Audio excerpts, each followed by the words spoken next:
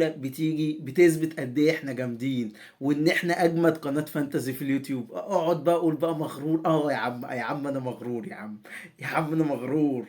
قلت لك من قد ايه هات ستيل، من امتى قلت لك هات ستيل؟ من امتى؟ عمال يظبطنا، مره يجيب اسيست، مره يطلع كلين شيت، مره يصد ضربة جزاء، والنهارده طالع ب10 نقط رغم ان دخل فيه 3 اجوان. عظمه العظمه.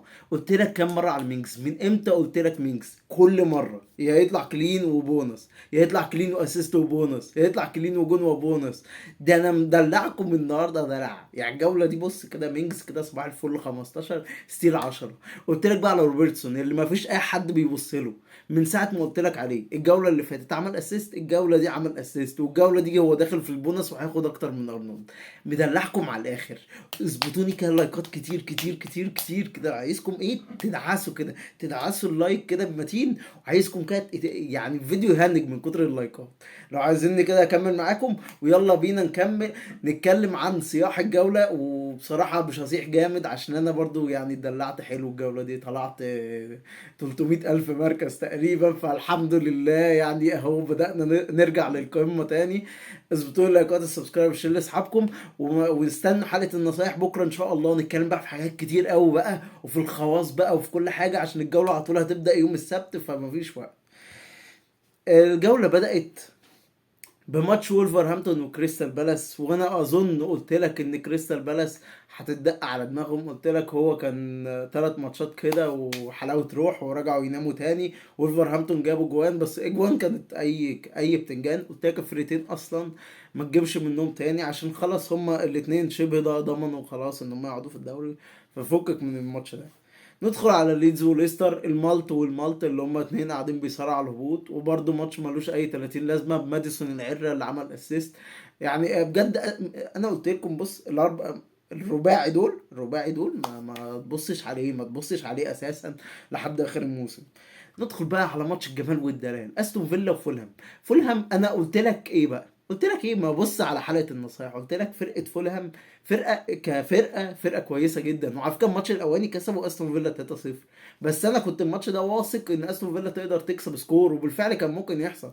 بس الفكره ان استون فيلا ايه، كانوا قاعدين مكسلين بقى، اللي هو ايه، عايزين يمشوا الماتش على ال1-0. مينجز جاب جون، ضيع جون في اخر الماتش، جاب جون في نفسه، بس كان تسلل. ودي الكره الوحيده اللي فولهام شاطتها طول الماتش. تخيل ان الشوطه الوحيده لفولهام على الجون كانت ان مينجز حط جون في نفسه. يعني انت متخيل الفشل بتاع الفريق. قلت لك الفرقه ملط، لا عارفين يدافعوا ولا عارفين يهاجموا، ويعني كده حالتهم صعبة جدا. مهم ان استون فيلا كسبت بالكلين بمينجز العظمة، وزي الفل زي الفل. الواحد ايه اتدلع على الاخر. بس واتكنز العرة للاسف خذلنا، وفي ناس كابتنته للاسف يعني اخدوا على دماغهم للاسف يعني. ندخل بقى.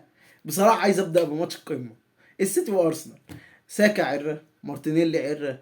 انا مش عايز اشتمهم هم شخصيا، لان فرقة ارسنال كلهم عرة ما شاء الله. النهارده السيتي يعني لولا رامزديل، يعني هو ارسنال جت برامزديل، هو رامزديل بس اللي حضر.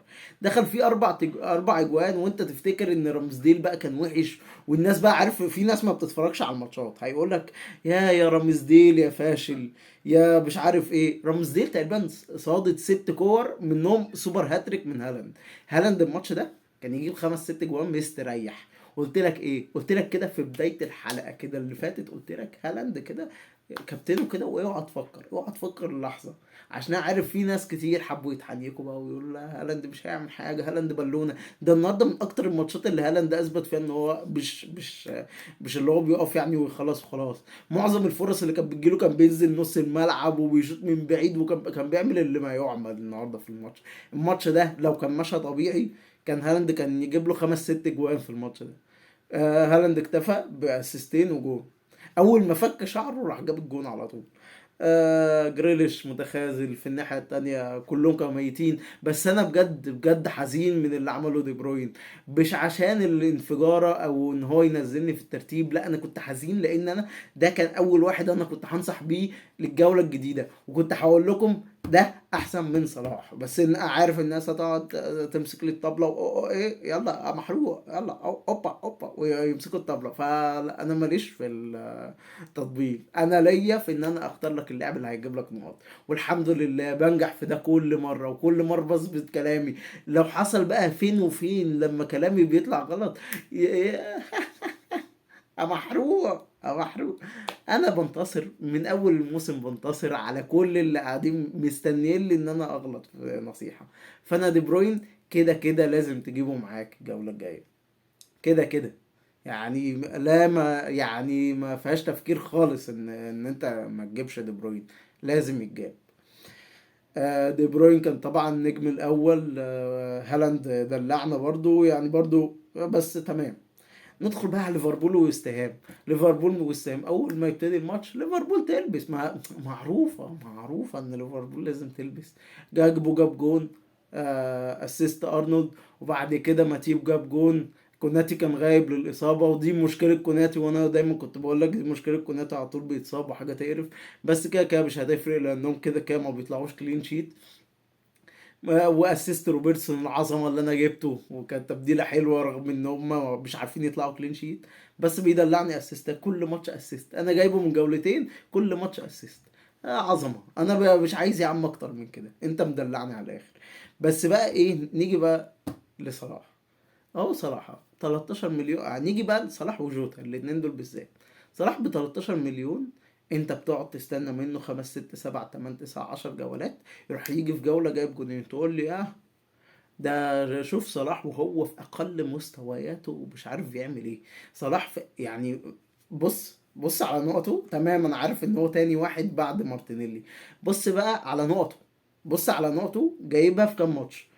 لو انت شلت ماتشين يونايتد، وشلت ماتش ليدز، وشلت ماتش توتنهام في الدور الاول، ماشي، شيل الاربعه دول، هتلاقي نقطه يعني ممكن اقل من اندرياس بيريرا. عارف اللي هو باربعه وثلاثه هيبقى اكتر منه. كل ده باربع ماتشات، بس اربع ماتشات. نيجي بقى للتاني جوتا. الناس كتير قالت لي انت ما بتنصحش بجوتا ليه، هو انت كرهك لليفربول حميك ولا ايه؟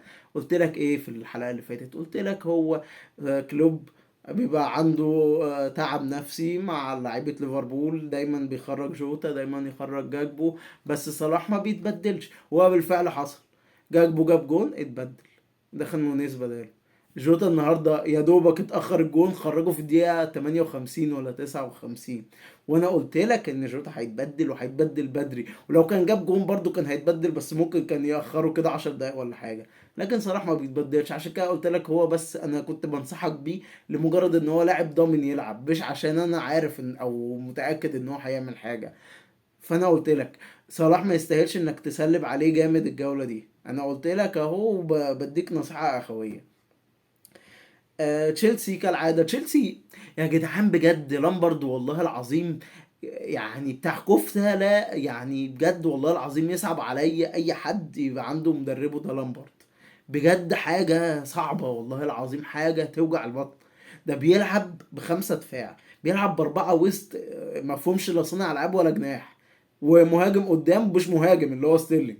صباح الضحك يعني، حرفيا هو داخل كأنه بيلعب بايرن ميونخ على برشلونة على ريال مدريد، عارف اللي هو الأجيال الأسطورية بتاعتهم. في الآخر على أرضه بيخسر 2-0، بياخد على قفاه. بجد الفرقة دي والله صعبانة عليا، وصعبان عليا جماهيرهم بجد. نيجي بقى لاخر ماتش، الفرقه اللي خذلتنا، برايتون. ستيل الوحيد اللي دلعنا على الاخر. مارش عمل اسيست، ميتوما ضيع فرص كتير جدا، ميتوما ستوبينان ما كانش هنا برضو. الفرقه انا اتصدمت بصراحه. بس بصراحه شخصيا من جوايا لما كنت حتى بعمل حلقة النصايح، من جوايا ما كنتش متفائل لهم، بسبب ان هم كانوا لسه لاعبين من يومين نفس الفرقة بنفس اللعيبة، لاعبين 120 دقيقة قدام يونايتد وخسروا النهائي. مش هيكونوا جاهزين 100% بصراحة. وده بالفعل حصل يعني. الشوط الاول هم كانوا كسبانين، وفجأة راح لبسوا 3 اجوان. فده يدل ان الفرقة فعلا كانوا بدنيا تعبانين جدا، والنتيجة شبه منطقية. بس كده يا شباب، في 3 ماتشات بكره، بس احنا هنعمل حلقه النصائح بقى قبل الماتشات دي ان شاء الله، كده بقى نظبط الدنيا. انا جبت 67 نقطه، اللي هيعلي عليا اكيد هيكون مع دي بروين. ما اي حد بقى معهوش دي بروين انا هكون فوقيه كده كده، ورغم ان انا معيش دي بروين. بس كده يا شباب، قولوا لي جبتوا كام نقطه في الجوله دي يا شباب، واستنوا حلقه النصائح بكره عشان هتبقى حلقه نار نار نار نار. بس كده يا شباب، اظبطوا لايك وسبسكرايب شير لاصحابكم، واشوفكم على خير.